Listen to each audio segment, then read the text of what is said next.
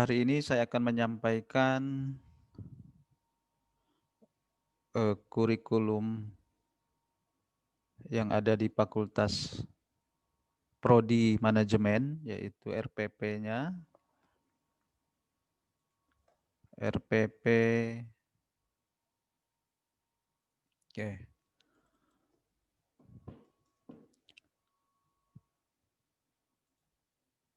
Oke, ini adalah RPP mata kuliah pengantar bisnis. Nanti dosennya adalah Bu Kartika dan saya sendiri.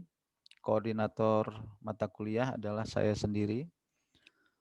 Ya, SKS-nya 3 SKS. 3 SKS, jumlah pertemuannya nanti 14 kali pertemuan, ditambah 1 evaluasi tengah semester dan ujian akhir semester. Terus ada evaluasinya, UTS 25%, UAS 30%, penugasan kuis ya 25%. Ada penugasan, ada kuis, itu yang ada di Skalsa atau ditugaskan oleh dosen, itu ada penilaian. Keaktifan 20%, keaktifan ini termasuk masuk kuliah juga, terus aktif menjawab ya. Itu sistem evaluasinya.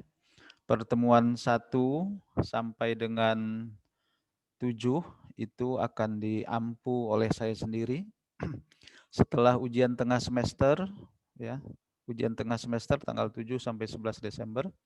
Setelah UTS akan diampu oleh Bu Kartika ya.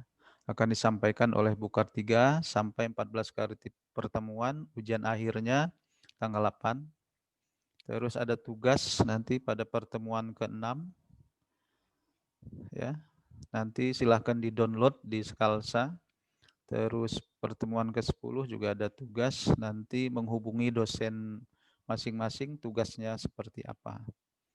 Ya, ujiannya itu bisa berbentuk esai atau multiple choice nanti. Nah, ini RPP untuk mata kuliah pengantar bisnis.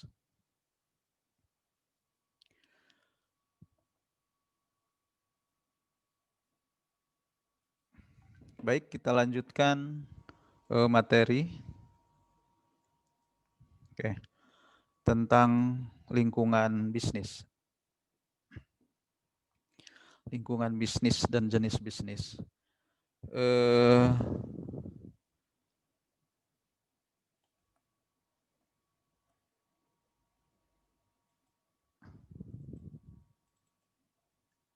Oke.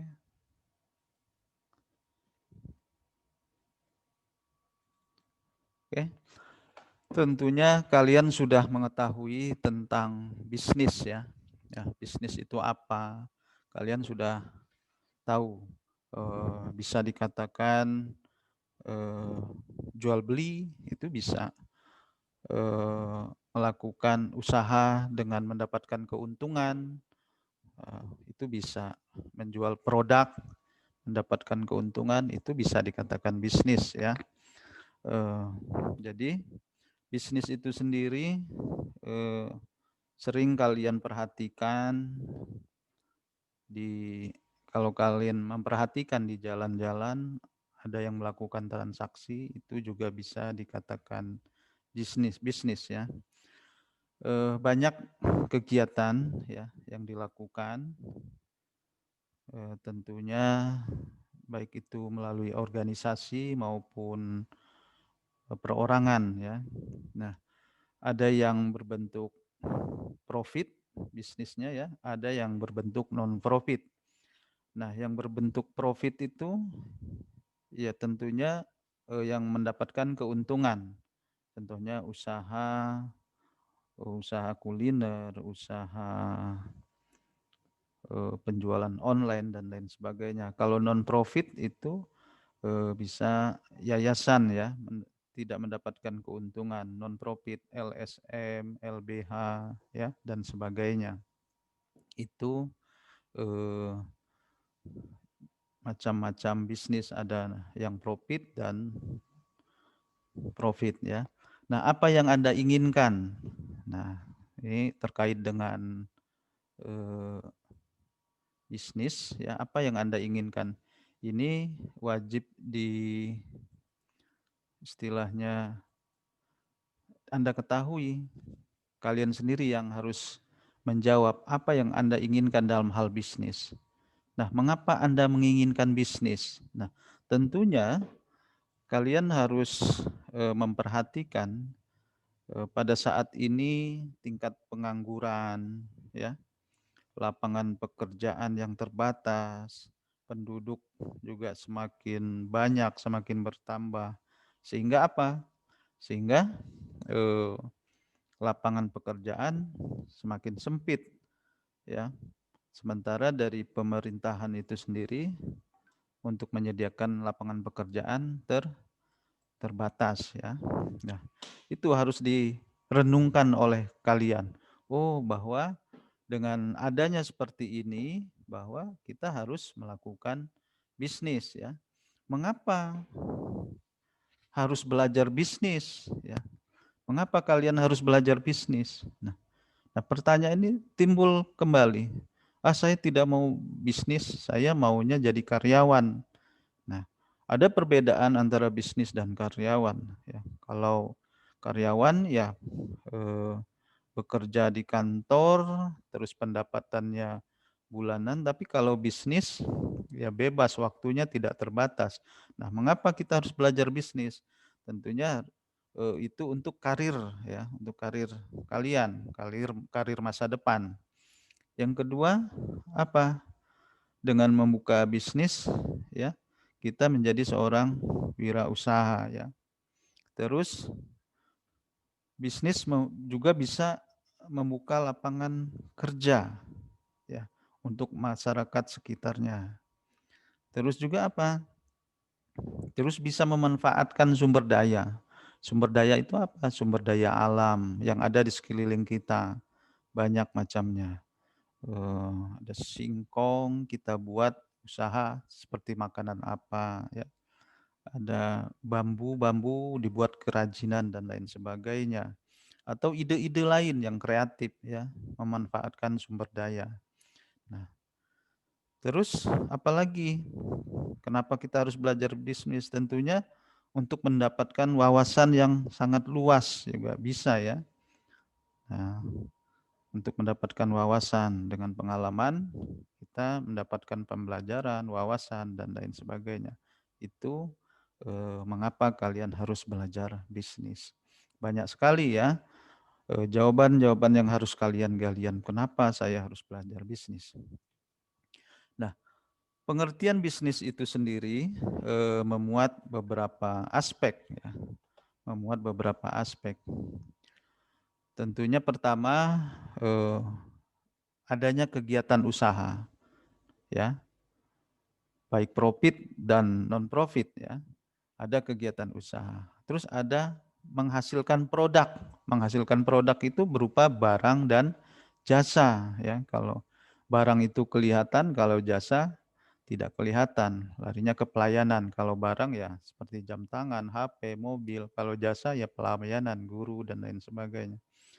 Dan cirinya yaitu harus mendapatkan laba juga, ya. Itu untuk bisnis yang profit, mendapatkan laba atau keuntungan.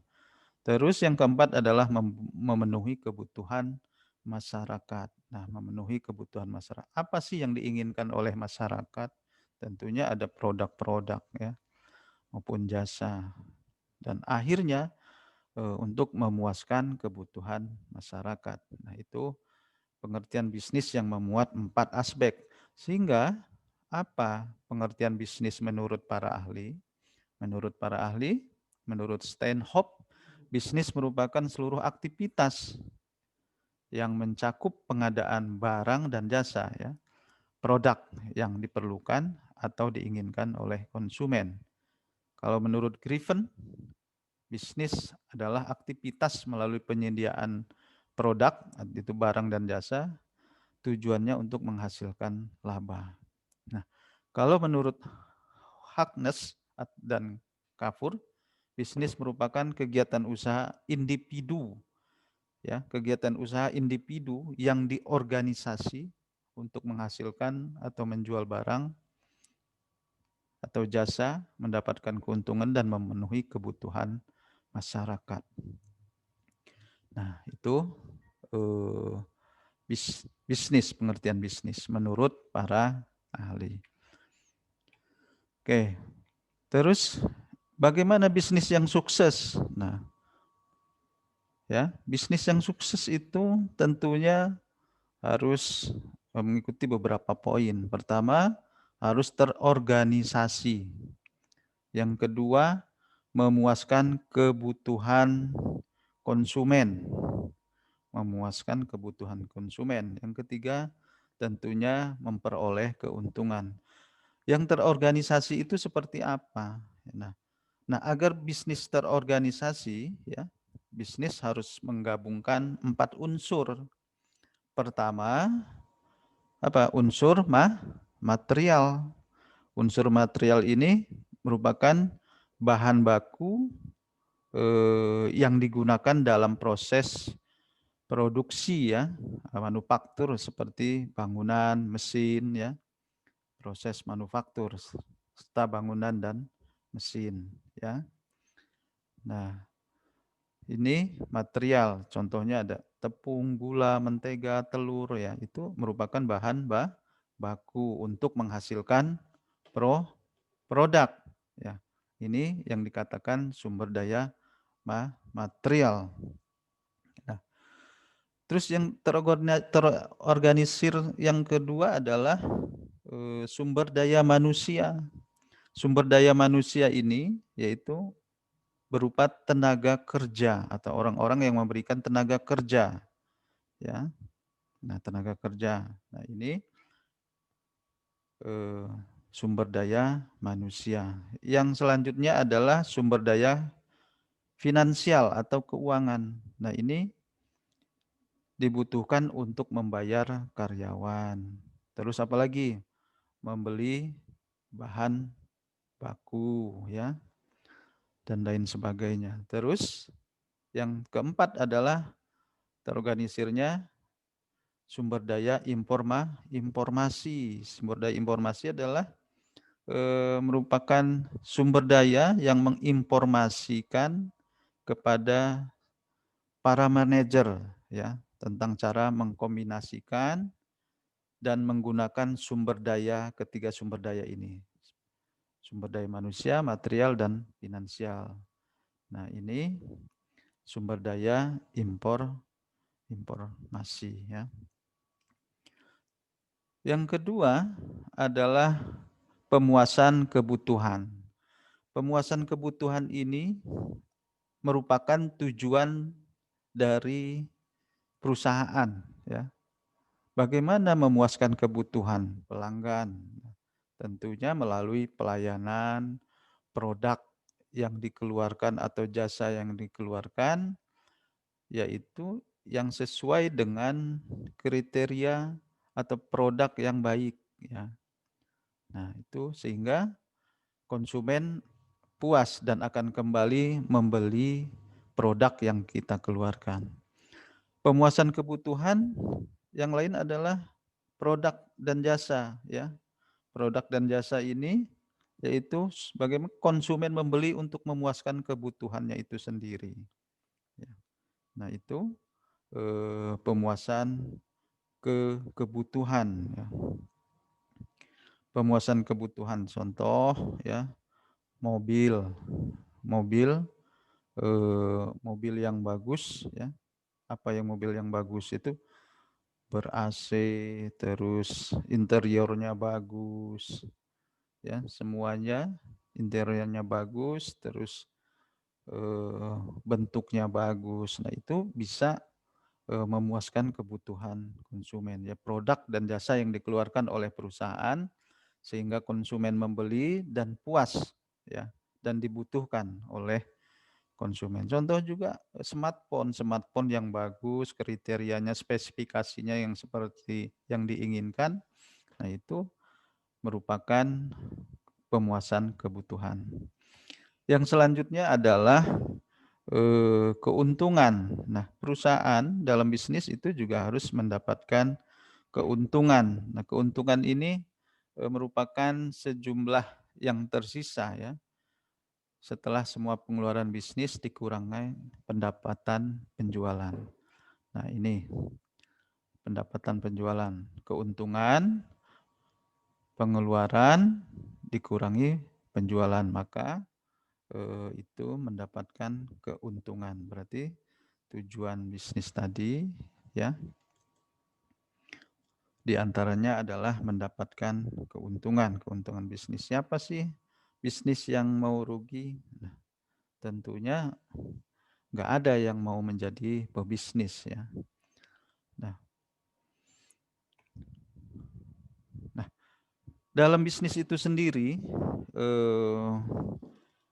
ada yang pengaruhi dalam melaksanakan bisnis, yaitu yang namanya lingkungan bisnis. Nah, lingkungan bisnis ini mempengaruhi kegiatan bisnis ya. Nah, apa yang dimaksud dengan lingkungan? Lingkungan sebagai unsur yang dapat saling berhubungan, saling mempengaruhi terhadap suatu keadaan dan kegiatan tertentu. Itu lingkungan. Sedangkan lingkungan bisnis, hal yang mempengaruhi kegiatan organisasi bisnis. Nah, lingkungan bisnis itu sendiri eh, eh, ada dua, lingkungan eksternal dan internal. Nah, kalau lingkungan eksternal itu dibagi lagi, yaitu berdasarkan mikro dan makro. Ya. Oke. Yang selanjutnya adalah lingkungan bisnis, internal bisnis. Lingkungan internal bisnis. Nah, ini lingkungan internal, pengertiannya ini ya, aspek yang mendukung atau juga menjadi penghambat kegiatan operasional perusahaan. Nah, lingkungan internal ini bisa digunakan untuk menentukan kekuatan dan mengetahui kelemahan perusahaan. Ya, apa saja? Yaitu pertama adalah tenaga kerja. Tenaga kerja. Tenaga kerja itu yang seperti apa? Tenaga kerja ini berupa manusia tentunya ya, berupa manusia. Nah, manusia yang digunakan, kemampuannya yang digunakan untuk mendapatkan balasan berupa pendapatan, ya, baik berupa uang ataupun bentuk lainnya kepada perusahaan atau organisasi. Ini tenaga kerja. Nah, maksudnya kemampuannya itu mendapatkan balasan berupa pendapatan untuk manusianya itu. Apa pendapatannya itu? Berupa uang ataupun bentuk lain dari perusahaan. Ya. Yang kedua adalah modal. Modal ini merupakan dana yang diperlukan untuk membiayai operasi bisnis ya. Nah, itu modal. Sedangkan material, ini bahan baku, ini digunakan untuk proses produksi. Dalam bisnis itu perlu namanya bahan baku. Kalau kalian mempunyai usaha kuliner, maka bahan bakunya macam-macam. Ya, ada sesuai dengan produk yang akan dikeluarkan. Begitu juga dengan umpamanya sablon dan lain sebagainya. Terus peralatan atau perlengkapan produksi. Nah, ini berupa mesin ya. Nah, ini komponen pendukung untuk membantu proses peningkatan nilai guna ya, berupa produksi barang atau jasa ya. Terus yang kelima adalah manajerial metode. Nah, ini metode ini kemampuan seorang manajer ya untuk mengelola bisnis ya, menjalankan aktivitas operasional bisnisnya itu metode ya. Berarti lingkungan internal bisnis itu ada 5 yang dibutuhkan. Ada lingkungan eksternal sudut pandang mikro. Nah, ini sudut pandang mikro ini ada beberapa, ada pelanggan, ya. Pelanggan ini masyarakat kita, nah itu pelanggan ya, konsumen atau customer ya. Nah ini potensinya untuk mengkonsumsi barang atau jasa yang kita keluarkan ya. Terus ada pemasok. Pemasok ini adalah menyediakan pasokan yang dibutuhkan perusahaan berupa material atau bahan baku ya. Bisa tenaga kerja ya. 3 adalah perantara. Ini sebagai penyalur dari hasil produksi agar sampai kepada para pelanggan, itu perantara. Selanjutnya adalah pesaing. Pesaing ini organisasi yang menawarkan barang dan jasa yang sama ya kepada konsumen. Ya. Ini pesaing. Jadi kalau ada kita mempunyai bisnis, terus ada orang yang menawarkan produk yang sama kepada konsumen, nah itu namanya pesaing. Terus kreditor ini terkait dengan keuangan, ya, memberikan bantuan keuangan, bisa berupa pinjaman atau kerjasama. Itu contohnya perbankan, ya, atau lembaga keuangan lainnya. Yang keenam adalah pemerintah. Pemerintah ini badan yang membuat aturan atau regulasi dalam perekonomian, baik tingkat lokal maupun nasional ya.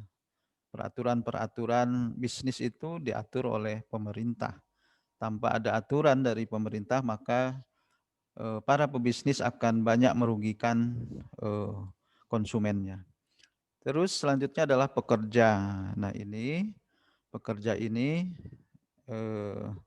untuk ya organisasi yang menghimpun para pekerja untuk memperjuangkan aspirasi para anggotanya ya. Nah itu pekerja, itu lingkungan eksternal sudut pandang mikro. Sedangkan lingkungan eksternal bisnis dari sudut pandang ekonomi makro ya, itu pertama adalah lingkungan perekonomian. Lingkungan perekonomian. Nah, lingkungan perekonomian ini merupakan tempat bisnis ya, atau menjalankan aktivitas bisnis. Nah, itu lingkungan perekonomian yang dipengaruhi oleh sistem perekonomian yang di suatu negara. Ya. Jadi lingkungan perekonomian ini tempat menjalankan usaha atau operasi bisnis di suatu negara, dipengaruhi oleh sistem perekonomian suatu negara. Ya. Nah, itu lingkungan perekonomian. Yang kedua, lingkungan eksternal bisnis, eksternal ya, yaitu lingkungan teknologi. Lingkungan teknologi ini merupakan atribut ya, atribut perusahaan atau bisnis untuk melakukan aktivitasnya, untuk melakukan bisnis tentunya, seperti informasi ya, pengetahuan manusia, metode kerja, peralatan elektronik, telekomunikasi. Nah sekarang lingkungan teknologi informasi ini sekarang pemasaran itu menggunakan teknologi, yaitu melalui media sosial ya. Penjualan, usaha-usaha itu sekarang sudah dilakukan melalui teknologi informasi ya. Ya. Terus ada lingkungan sosial dan budaya. Ya, lingkungan sosial budaya. Nah, ini maksudnya aspek ini mempengaruhi ya perusahaan berdasarkan apa yang diterima ya atau standar masyarakat berdasarkan budaya setempat ya. Nah, ini mempengaruhi persepsi perusahaan terhadap produk yang ditawarkan. Jadi tentunya perusahaan harus menyesuaikan diri dengan lingkungan sosial atau budaya di suatu tempat ya. Berarti perusahaan tersebut harus menyesuaikan produk yang akan dikeluarkan harus sesuai dengan budaya atau lingkungan sosial di suatu daerah atau negara tersebut, ya. Nah, contohnya apa? Ya, contohnya kendaraan-kendaraan yang diproduksi di luar negeri menyesuaikan dengan yang ada di Indonesia. Smartphone yang diproduksi di luar negeri juga sama menyesuaikan yang ada di Indonesia. Seperti itu. Contohnya pakaian, produksi pakaian juga sama ya. Di Indonesia banyak menggunakan hijab, dari luar negeri tidak mungkin mengeluarkan produk untuk Indonesia pakai you can see semua. Oke, terus ada hukum dan politik. Hukum dan politik ini regulasi pemerintahan ya. Berarti pemerintah harus membuat aturan-aturan ya. Contohnya iklan, keamanan kesehatan, standar perilaku bisnis ya, seperti itu. Terus ada lingkungan global. Lingkungan global ini itu lingkungan internasional. Ini kondisi internasional ya, lingkungan global ini kondisi internasional.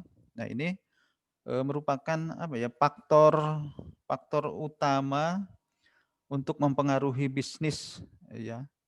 Nah, ini perusahaan-perusahaan besar maupun kecil yang ada di dalam negeri ya ditantang untuk meningkatkan penjualannya dengan pesaing-pesaing. Nah, ini sebagai dampak pasar global. Nah, ini bagian dari lingkungan eksternal bisnis ya, makro. Terus ada lingkungan demografi. Lingkungan demografi ini ukurannya adalah populasi, struktur masyarakat ya, geografis, nah etnis. Nah, ini mempengaruhi pasar ya, mempengaruhi pasar. Terus ada lingkungan industri. Ada lingkungan industri. Nah, ada ancaman dan peluang lah. Ini lingkungan industri ini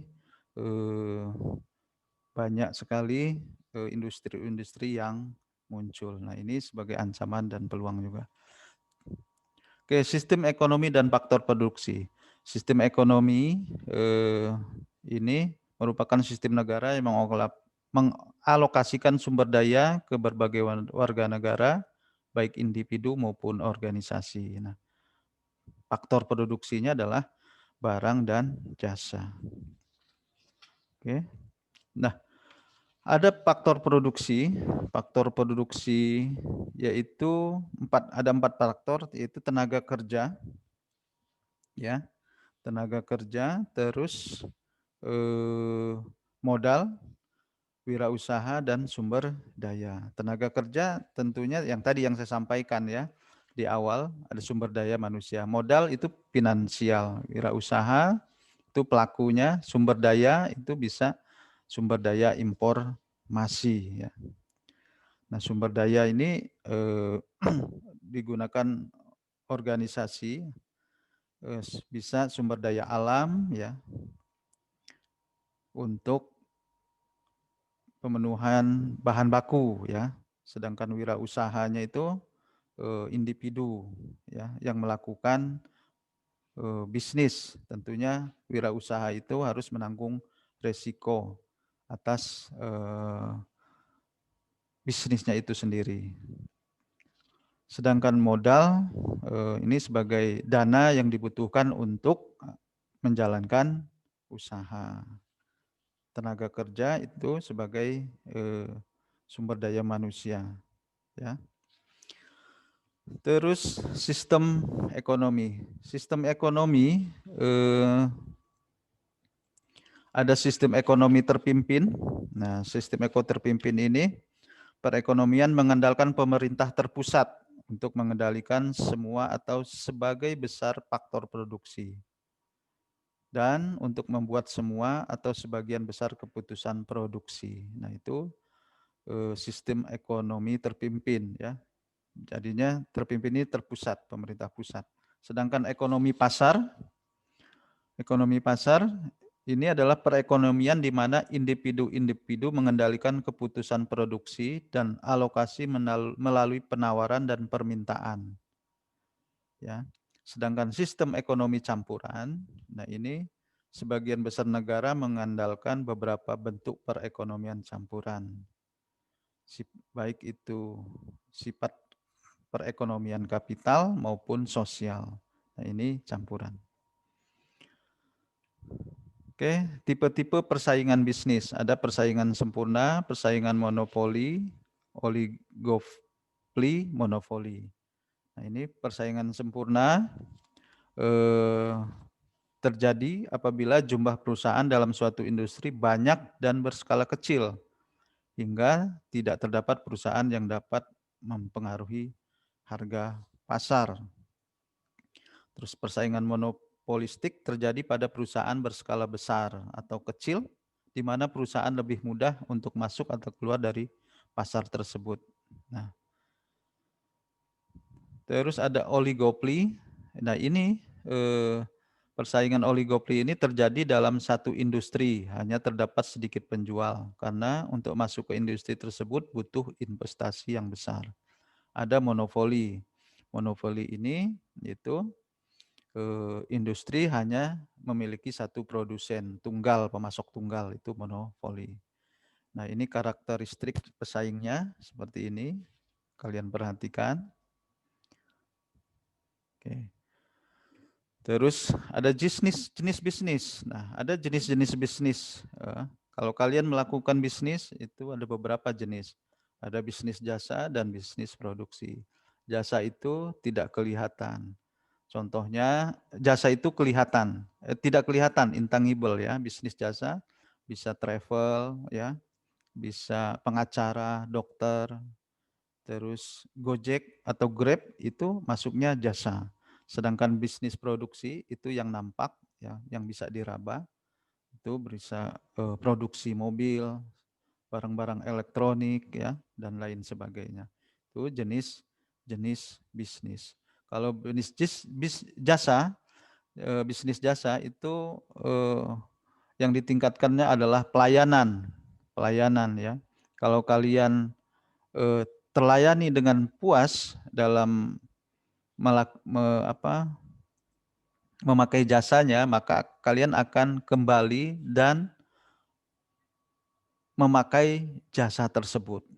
Nah, kalian sering belanja online melalui jasa pengiriman, mana yang baik, maka kalian akan menggunakan jasa pengiriman barang tersebut. Tetapi kalau terlambat dan lain sebagainya, tidak jelas, maka kalian akan meninggalkan. Itu jasa adanya di pelayanan. Kalau produksi itu bisa dirasakan, diraba. Kalau barangnya jelek, kualitasnya jelek, nah maka kita tidak akan kembali untuk membeli produk tersebut.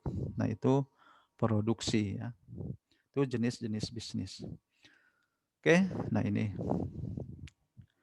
tangible, produksi barang, contoh mobil, rumah ya, jasa itu produk yang tidak dapat dilihat. Nah, itu. Nah, ada kuis nanti. Nanti akan saya upload kuisnya di Skalsa, silahkan kerjakan di Skalsa. Dan juga kalian akan presensi di Skalsa, saya akan buka presensinya, silahkan. Ya, itu yang dapat saya sampaikan pada hari ini tentang bisnis dan lingkungan bisnis. Kalau belum jelas, silahkan ditanyakan atau bisa japri ke saya. Ya.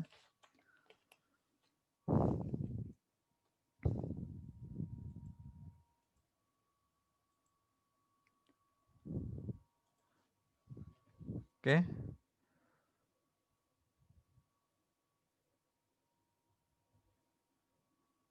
Ada yang mau ditanyakan?